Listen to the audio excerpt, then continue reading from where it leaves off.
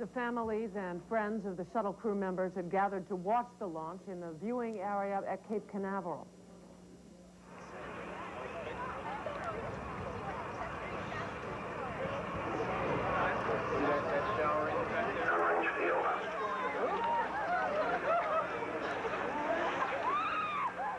Among the well-wishers, the sister of Christa McAuliffe, who proudly watched the teacher astronaut launched into space.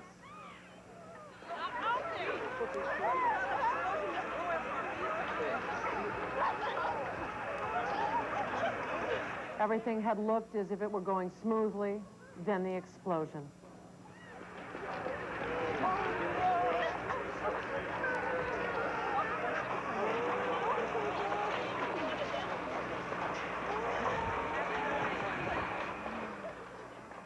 The anguish and horror in the faces of those in the viewing stand were mirrored throughout the world. NASA specialists rushed to the viewing stand to tell the families of the people in the sky what had happened.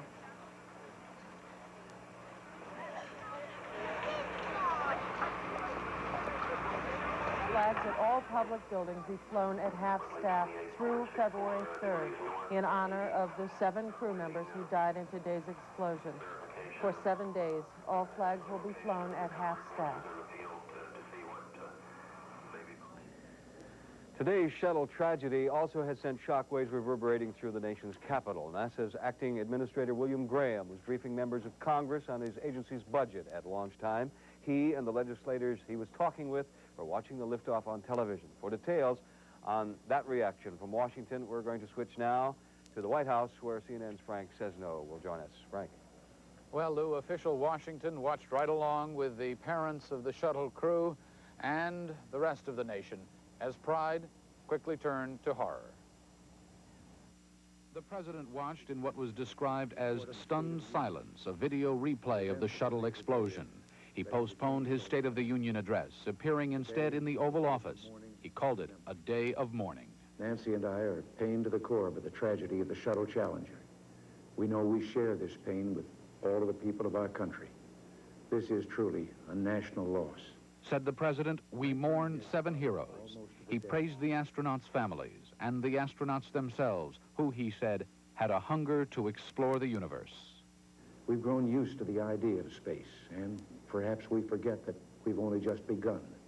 We're still pioneers. The president dispatched Vice President Bush to Cape Canaveral to deliver a personal message of support to the shuttle's crew's families. Acting NASA Director Bill Graham was ordered back too and will head an investigation. For so many in Washington, the loss of the shuttle and its crew was like a loss in the family. A teacher in space was the president's idea. Christa McAuliffe had been to the White House.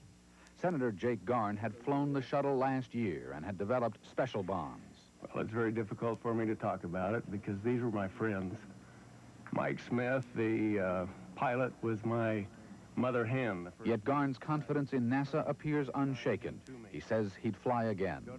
Congressman Bill Nelson flew the last shuttle and says despite Tuesday's horror, space exploration will proceed as long as humans thirst for knowledge. We will continue to press outward. And in the process, there is risk. That risk is taken by each one of us every day. And that risk is understood by all the members of a crew that climb into a loaded spaceship. The sense of loss, tragedy, and disbelief was no less keenly felt by those who'd never flown into space, and the House of Representatives held a mournful moment of silence. President Reagan says the U.S. will continue its quest in space.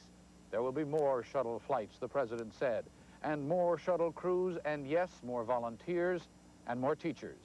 Said the president, nothing ends here. Lou? Frank. Frank Sesno at the White House. Newswatch will continue in a moment.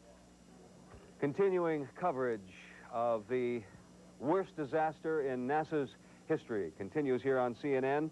The first in-flight disaster in 56 U.S. manned space missions occurred this morning, 72 seconds after the Space Shuttle Challenger lifted off from the Kennedy Space Center in Florida. It was 19 years ago yesterday. The 3 astronauts were killed in a 1967 launch pad explosion during the Apollo program. That was Apollo 1. Gus Grissom, Ed White, Roger Chaffee were killed in that accident. There has been nothing comparable to that accident in the space program until today's disaster. At first, it sounded like triumph again. Liftoff of the 25th Space Shuttle mission, and it has cleared the tower. Now control. Roger, roll, Challenger. Good roll program confirmed. Challenger now heading downrange.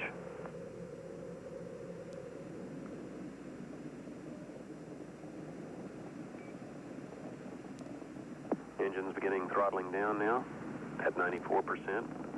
Normal throttles for most of the flight, 104%. We'll throttle down to 65% shortly. Engines at 65%, 3 engines running normally, 3 good fuel cells, 3 good APUs. Velocity 2,257 feet per second. Altitude 4.3 nautical miles. Downrange distance 3 nautical miles.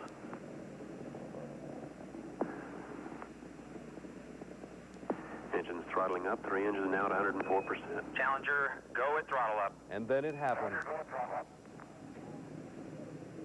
An explosion. The Space Shuttle Challenger disintegrated. The contrails of the rocket boosters spinning off the destruction of the 25th shuttle mission. The shuttle program now is on hold. Soviets watched the shuttle explosion on TV just hours after it happened. 4 Soviet cosmonauts are known to have perished in space missions since manned spaceflight began in 1961. But Soviet liftoffs are not usually shown on TV unless a non-Soviet astronaut is on board. And landings are never broadcast until it's known for sure the crew is safely back on Earth. For the most part, the Soviet space program is not conducted in public, and details of accidents are not available to the public. CNN's John Zarella has been with us all day since the launch and afterward from the Kennedy Space Center in Florida, where the recovery efforts now are going on. John's on the line now. John, what's the latest on this recovery mission? Well, as darkness is now falling over the Kennedy Space Center, the search by aircraft is being suspended, and that will resume, of course, in the morning. The ships will continue to search all night long. The latest word we have from the Department of Defense folks here at the Cape is that the search area is some 50 by 100 nautical miles. And if you took a pencil and ran a line straight out southeast from the Cape, about 50 miles out, that would be where the search area would begin, and then stretch it to the north another 100 miles. So it's in that general area. The exact distance that offshore of where the impact was is still not quite known. The Department of Defense says they believe whatever they may find, main chunks of the spacecraft would be in a depth of water from 70 to 200 feet down. Of course, if it's that latter, 200 feet down, it's going to make it much more difficult to recover pieces of the spacecraft. Whatever pieces of the space vehicle are recovered are going to be brought here to the Kennedy Space Center and placed in a hangar where, of course, they will be examined and prodded and probed.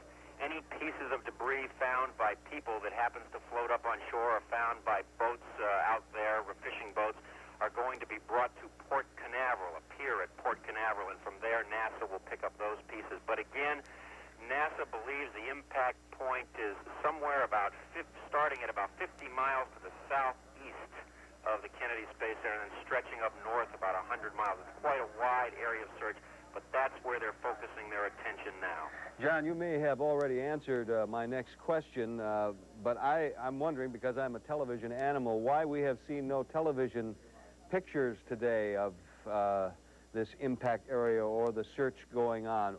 Do you know why there has been no television coverage, or is there going to be any? That's a question we've all been asking, and I can tell you that they have changed gears so many times here. At first, the Navy was in charge, and then someone else was in charge of the recovery effort, and now the U.S. Coast Guard out of Miami is actually in charge of the recovery effort, and I would imagine, knowing how the U.S. Coast Guard is, that they probably have their own camera people and their own photographers shooting videotape of the recovery effort. Whether we'll see that, we don't know. Of course, an entire blackout has just about been imposed on any information, any details that may come in. And I just think that at this point, they want no one in that area, and they want no pictures out from that area. And of course, they couldn't get in there for at least an hour after the actual explosion, because debris was still falling from a height of at least 50,000 feet. So there was general concern for safety of the ships that were out there just standing by to recover SRBs and to keep other ships out of the area on just a normal launch day. But at this point, no, I really can't say why we have not been provided with any NASA pictures of the air, except maybe that it's just such a huge, enormous area, and they say they have not actually recovered any pieces, that they have just seen pieces from the air, and that the ships are on their way to pick them up. And that's where it stands right now here at the Kennedy Space Center, Lou. All right, John Zarella, now to MA in New York. Across the nation today, Americans stopped what they were doing. As news of the shuttle disaster spread, they rushed to radios and television sets trying to grasp the unfolding tragedy. CNN's Sandy Kenyon takes a look at how the media covers a breaking story like this. Space shuttle. After 24 successful missions, shuttle flights had become so routine, none of the 3 major broadcast networks bothered to interrupt their regular programming for live coverage of this most recent launch. Only CNN and some local stations were actually carrying the picture from Cape Canaveral at 11:38 in the morning Eastern Time. But within minutes, anchormen at CBS, NBC, and ABC were at their desks, and once again, Americans were watching a national tragedy unfold on television. From the neighborhood bar, all the way to the White House. We immediately adjourned our Oval Office meeting and went into an adjoining room, the President's study, where there's a television, and the President then began to review television reports of the explosion there shortly after the launch. The era when most Americans suffer a tragedy together by means of television began with the assassination of President John F. Kennedy in 1963. It's often referred to as the moment when TV news came of age, because for the first time we were able to witness for ourselves live the killing of Kennedy's suspected assassin Lee Harvey Oswald, the return of his body to Washington, and later his funeral. In 1968, another Kennedy brother was killed. And when Robert Kennedy went down in a Los Angeles hotel corridor, TV cameras arrived on the scene almost immediately afterwards. With improved technology came the ability to cover a story live from overseas. Satellites brought us news of the capture of Americans by Iranians, and even spawned a new program which grew into a show called Nightline. Pictures of the unthinkable, an attack on the Pope, were seen in the United States shortly after it occurred. Television's capabilities have sparked a debate. When does the medium cease to become an observer and instead become a participant? Case in point, the hijacking of a TWA flight in the Middle East, when terrorists used television to state their case directly to the American public. But despite the criticisms of TV news by some, it's certain to continue to act as the national clearinghouse for information about a tragedy, as well as a forum for later debate over that tragedy's causes and consequences. This showbiz today will not be seen in its usual time slot tonight, so that we may bring you this special edition of Newswatch, which continues in just a moment.